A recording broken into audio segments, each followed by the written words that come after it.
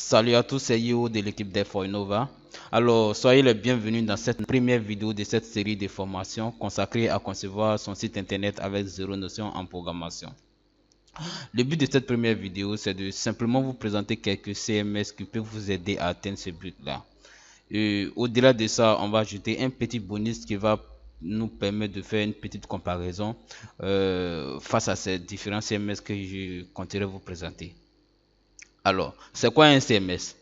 Content Management System en anglais, en français, il est traduit à ma façon en français, système pour gérer le contenu de son site. Maintenant, la définition que moi je donne au CMS, c'est simplement une solution web qui permet de créer et d'animer un site internet sans avoir besoin de développer, de maîtriser un langage de programmation. Ils sont nombreux sur le marché, mais chacun d'entre eux a ses propres spécificités. Nous allons nous attarder ici sur les plus répandus qui sont Joomla, WordPress, Drupal et PrestaShop.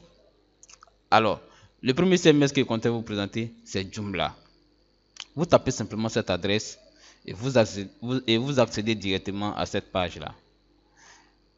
Tant que vous ne verrez pas ceci, cela signifie que vous n'êtes pas en réalité sur la page d'accueil de Joomla. Il rigole quoi. Voilà. Donc vous verrez ici, j'ai créé mon site web avec Joomla, avec cette description juste en bas. Et le bouton rouge qui est juste en dessous, c'est le bouton télécharger Joomla qui va vous permettre de télécharger le dossier compressé de Joomla. Cette vidéo que vous voyez là, c'est la vidéo de présentation du CMS Joomla. Quand on descend encore un peu, vous voyez toutes ces animations. Toutes ces animations sont faites à partir de Joomla. Ce sont des modules aussi. Voilà. Il y en a plein de choses que vous pouvez découvrir à partir de Joomla. C'est beaucoup magnifique quoi. Alors, le deuxième CMS que je comptais vous présenter ici est WordPress. Vous tapez simplement wordpress.org et vous accédez directement à cette page qui nous met ici le bouton Download WordPress. Cette page est en anglais. Ici, on a la possibilité d'obtenir la version française. Quand vous venez ici, vous voyez ici WordPress is also available in français. Ah, il rigole. Donc ici, vous voyez ici c'est mis en français. Ça veut dire simplement WordPress est disponible en français. Donc vous cliquez sur français et vous allez obtenir la version française. Voilà, vous voyez c'est magnifique. Nous sommes sur la version française. Voilà, vous voyez ici c'est écrit bienvenue. WordPress constitue le nec plus ultra en matière de plateforme sémantique de publication personnelle et ainsi de suite, ainsi de suite. Voilà, vous voyez cette capture là, cette image là, c'est en fait l'image qui représente la partie administration de votre site internet. Je m'explique. Lorsque vous téléchargez WordPress et que vous installez sur votre ordinateur, automatiquement, il y a un espace qui est créé pour vous. Et c'est cet espace-là qui va vous permettre de construire votre site internet. Et voilà comment cet espace-là se présente. C'est la partie administration de WordPress, c'est-à-dire de votre site internet. Voilà, c'est ici que tout va se passer. C'est beaucoup simple à l'intérieur. Il n'y a pas de choses compliquées à l'intérieur. Voilà. Maintenant, quand on descend un peu, vous voyez la partie de téléchargement. C'est écrit ici avec plus de détails. Et le bouton télécharger WordPress, c'est ce bouton là aussi qui vous permettra d'obtenir le dossier compressé de WordPress. Quand on descend au niveau de vitrine, vous voyez c'est juste des différentes créations, des différentes réalisations faites à partir de WordPress. Installation, ici ça explique comment installer WordPress en 5 minutes. Voilà, c'est lorsque vous lisez, vous trouvez que c'est beaucoup simple, voilà, à utiliser. Voilà. Alors, nous allons passer au troisième CMS. Le troisième CMS est Drupal. Drupal, vous tapez simplement www.drupal.org. Automatiquement, vous êtes ici. Ici, il n'y a rien de particulier. Hein. Voilà. Quand vous voyez, il y a simplement le bouton de téléchargement du dossier compressé de Drupal. Juste là. Voilà. Vous cliquez sur Download and Extend. Et ici, il n'y a pas de possibilité de traduire en français. Et vous voyez ici, ça par exemple, c'est la vidéo de présentation de Drupal. Voilà. Et quand on descend encore, Il n'y a rien de particulier, il n'y a rien de plus, c'est beaucoup simple quoi. Voilà. Ici, c'est juste des petites créations, des petites réalisations faites à partir de Drupal. Voilà, c'est simple. Alors, le quatrième CMS, c'est PrestaShop. Alors, vous tapez simplement cette adresse, vous accédez directement à PrestaShop. Voilà, c'est la version anglaise, hein. Voilà, et je pense que ici nous avons la possibilité de traduire en français. Alors, voilà comment est-ce que moi je fais pour traduire en français. Je mets simplement slash prestashop.com/.fr comme ça. Lorsque tu tapes, tu fais entrer, automatiquement ça te donne la version française. Vous voyez, c'est beaucoup simple. Voilà, c'est écrit ici, lancez votre site e-commerce aujourd'hui. Créez gratuitement votre boutique en ligne. Boum. On peut venir ici simplement voir les thèmes. Vous voyez le bouton télécharger. C'est ce bouton là qui va vous permettre de télécharger le dossier compressé de PrestaShop que vous allez installer. Découvrir PrestaShop. Quand on lit notre mission, rendre accessible à toute la création d'une boutique en ligne à succès. Vraiment, c'est quand on lit plus, vous voyez que c'est beaucoup simple, c'est magnifique.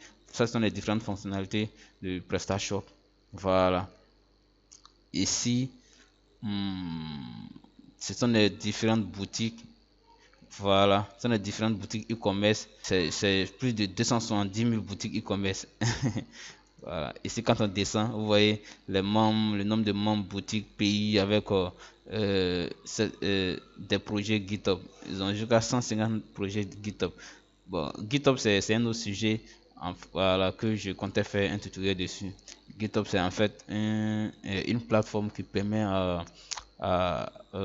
aux développeurs plutôt de partager leur création, voilà, leur réalisation, voilà, sous forme de dossier, donner la possibilité aux autres développeurs de pouvoir télécharger.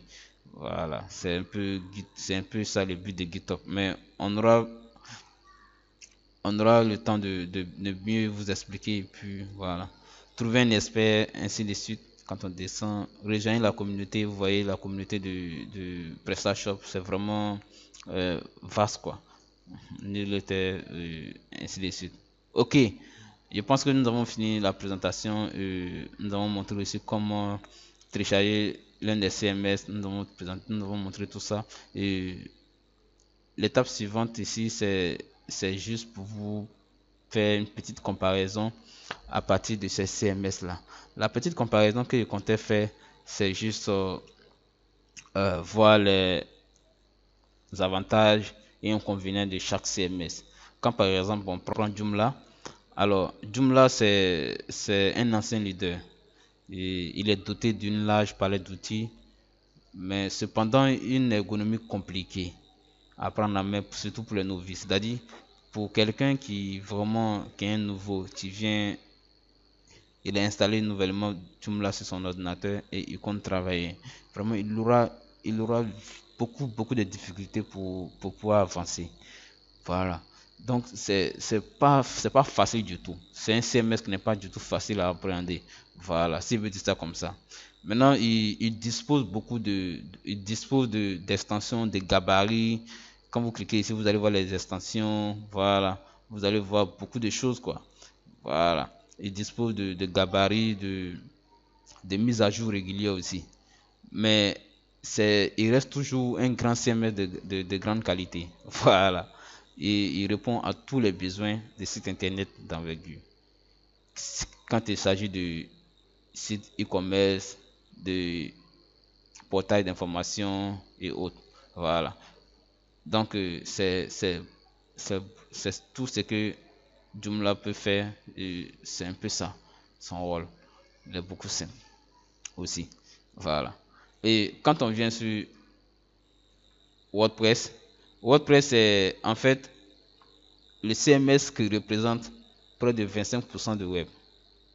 À la base de Cineblog, il s'est diversifié et se permet aujourd'hui de créer toutes sortes de sites tels que les réseaux sociaux ou encore des boutiques en ligne, simple d'utilisation avec une communauté très active, mais il est régulièrement victime de piratage. Il est donc adapté à des sites modestes. Voilà. C'est un peu ça le but de WordPress. Drupal. Drupal, c'est un CMS très compliqué à apprendre en main. Ça seulement, il insiste dessus. C'est un CMS très compliqué à apprendre en main. Voilà. Mais il répond à des besoins d'envergure pour des gros sites web adaptés au portail d'information, comme au e-commerce. Il réclame des compétences techniques et manque d'extensions. Il manque d'extensions que les novices pourraient définir. Voilà. Drupal est plus particulièrement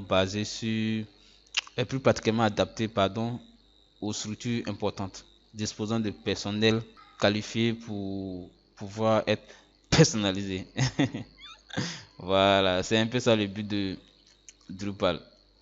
Alors, le dernier CMS qui est PrestaShop. C'est le chef de file e-commerce, comme ça il l'appelle. Voilà. Malgré quelques attaques irrégulières, ce CMS spécialisé dans le domaine de e-commerce s'adapte à des sites de toute taille, de toute envergure, complet de base, et dispose d'un catalogue d'extensions large pour personnaliser des services dotés d'une communauté très active. Voilà. PrestaShop prétend une bonne prise en main, mais reste le plus simple d'utilisation pour les e-commerce. Voilà un peu le CMS qui me plaît aussi. Il y a deux CMS qui me plaisent, c'est WordPress et PrestaShop. Voilà. Et la conclusion que je comptais tirer à partir de cette petite comparaison, voilà, c'est de simplement vous dire que pour 90% des besoins, WordPress fera l'affaire. Il est simple, vous pouvez faire des blogs, des e-commerce et autres, n'importe quelle plateforme, vous pouvez la réaliser avec WordPress. Et puis, il est simple à utiliser, à comprendre aussi. Voilà. Alors, j'espère que cette vidéo vous a plu. Nous allons nous donner rendez-vous à la prochaine vidéo qui sera basée sur l'installation de l'un des CMS que nous allons choisir ensemble. Alors, merci à vous et ciao.